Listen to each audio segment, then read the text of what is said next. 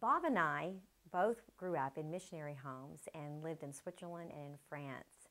And we had the privilege later on of bringing our family up in the mission field.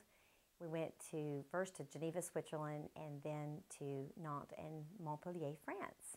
Patty and I later moved back to the U.S. and we went to St. Louis, Missouri, and there we worked with a spiritual internship that my father-in-law, Stanley Shipp, started. We worked with him for 10 years training missionaries. And San Antonio is a very unchurched city.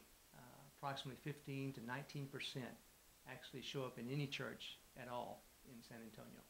And it seems like the right place to plant a church.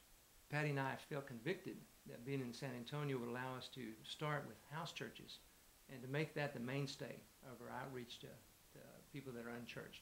A typical house church from the New Testament seems to be a church that's gathered together in homes, and what they do there is they do all the things that we do in a larger setting, but it's a church without walls. And I mean by that, we don't have a church setting where we have a church building that we all gather to. We gather in somebody's home, so it's more personal, it's more intimate, and we're encouraging transparency, we're encouraging accountability with one another, and allows both of us, Patty and I, to make this a shelter for people that come in. And we study the Bible, we do some singing, although we don't have a lot of emphasis on singing right now. We do, and we take communion together on Sundays. Now, our house church really looks very intergenerational. And what I mean by that is we have all the way from an 80-year-old down to a 1-year-old.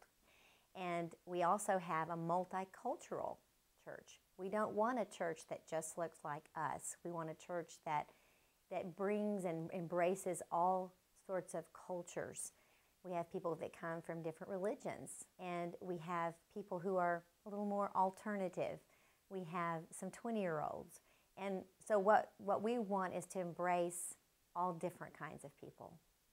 We want to say to the Southern Hills family how much we love you. We respect and admire the way you have ministered to people, thousands of people over many years. Your reputation precedes you, and so I'm just really grateful to be a part of this kind of a church that I feel so welcomed in and loved by.